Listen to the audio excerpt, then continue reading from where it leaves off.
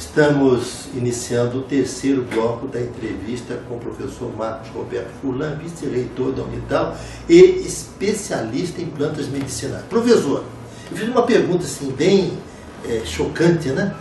Os índios morrem de câncer? Existe isso entre os índios? Ou isso é coisa nossa, dos civilizados?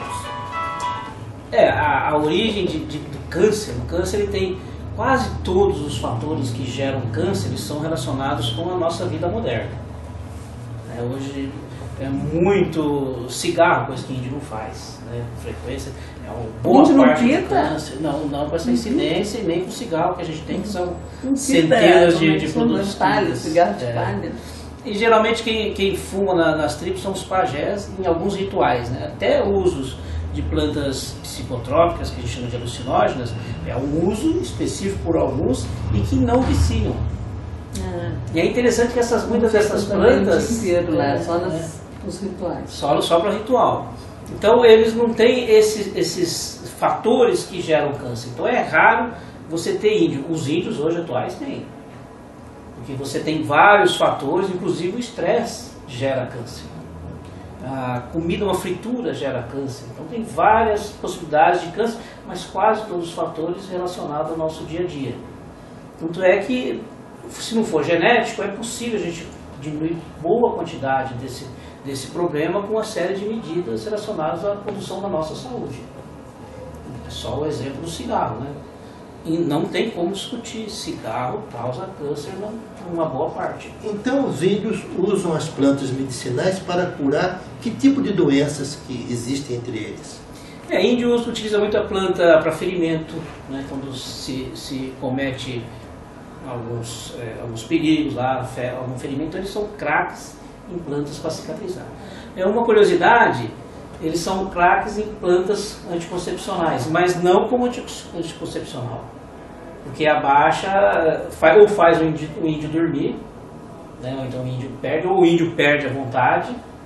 Isso é uma das formas, às vezes, que a ciência vai buscar um remédio anticoncepcional e pega um remédio que é calmante ou que é daqui a pouco o Papa escuta e vai mandar todo mundo tomar um chazinho. Aí eles utilizam, assim, para gripes resfriadas não tem, mas eles podem ter alguma verminose, até alguns protozoários, mas tudo em equilíbrio, isso que é interessante, né? Porque as tribos indígenas, se não tem o contato com o ser humano, elas iam aumentando. O controle de tribos era entre eles por meio de guerras, né? Ou até eles sabem a limitação da população deles. O que os índios têm a ensinar para nós, civilizados, quanto à utilização de plantas medicinais? Algumas plantas que são famosas, né? Por exemplo, a quina. A quina é uma planta que era a esperança, né, da malária. Uma planta que é comercializada no mundo inteiro, que é a poaia, que é antivômito, é emética. O jaborandi, uma planta famosa no mundo inteiro. E algumas plantas, jurubeba, pariparoba, várias plantas que a gente até vê o nome científico, são plantas herança dos índios. O que falta, e aí agora está quebrando um pouco, é que o índio confia muito do branco, né? Que vai roubar a informação dele. Então é difícil ele passar. Estão defendendo a biodiversidade. E às vezes até porque ele percebe, ele está pegando essa informação, já estou cansado de passar a informação e não tem nada de retorno, né? Então, se pegar, por exemplo, um índio que domina o conhecimento de uma floresta amazônica, que é a grande biodiversidade, imagina o conhecimento que ele tem e que possa passar para a gente, em termos de cura de uma série de doenças, inclusive até para tratamento de câncer ou doenças um pouquinho mais graves. Mas o que não tem muito ainda é uma quantidade significativa de pesquisadores trabalhando dentro das tribos indígenas para essa informação. Mas todo o conhecimento de fitoterapia vem dos índios? Os brancos não têm esse conhecimento ou fora dos índios, europeus, outras pessoas? O Brasil ele ganhou um grande presente, que é uma mistura de etnias, né? Então nós temos várias plantas, inclusive que são usadas às vezes para proteção, né, contra mal olhado, a guiné, que é conhecida em Taubaté, e outras que têm efeito às vezes analgésico, às vezes broncodilatador, relacionado muito ao sistema nervoso. Então os africanos trouxeram essa contribuição. Inclusive algumas que ele utilizava para tentar até matar o patrão, porque ele ficava utilizando a esposa dele, né, a companheira dele. Os europeus, eles trouxeram grande parte das plantas. Tanto é que você vai, por exemplo, conversar com comunidades, quais são as plantas que vocês mais conhecem? Calêndula, estrangeira, europeia, camomila, europeia, hortelã, europeia, é mesmo comestível, né? Laranja não é nossa, maçã não é nossa, pera. Então a gente tem uma contribuição enorme dos europeus, né? E aí fica uma mistura. Então você pega 3 plantas, jaborandi, herança dos índios, Guiné, herança dos africanos. Até aquele boldo que é aveludado é herança dos africanos.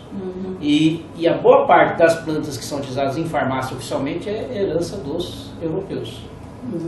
E agora a gente tem uma invasão boa, né, das plantas de origem oriental, que são as chinesas, que tem, para se ter uma ideia, a China tem mais de 5.000 plantas que fazem parte do dia a dia deles de utilização. O europeu é algumas centenas de plantas que eles utilizam oficialmente, né? E são as mesmas, mas para eles aquelas 300 espécies que fazem mais parte do livro oficial, que chama Farmacopeia, já é o suficiente que eles precisam. Agora, chinês é um escândalo, né? São mais de 5.000 plantas, misturas de plantas. É uma utilização muito grande. Nós temos somadas todas as culturas e as plantas que elas trouxeram, nós temos condições de fazer o tratamento, qualquer tipo de tratamento, só com fitoterapia, ou a gente ainda tem que apelar para os químicos? Tem algumas doenças que são de origem moderna, que é muito difícil, né, você trabalhar com plantas. O câncer é um exemplo. Tem algumas plantas que têm uma possibilidade, né, tem uma planta que chama veloz, uma que chama babosa, mas elas não dá para arriscar. Parar com a químio.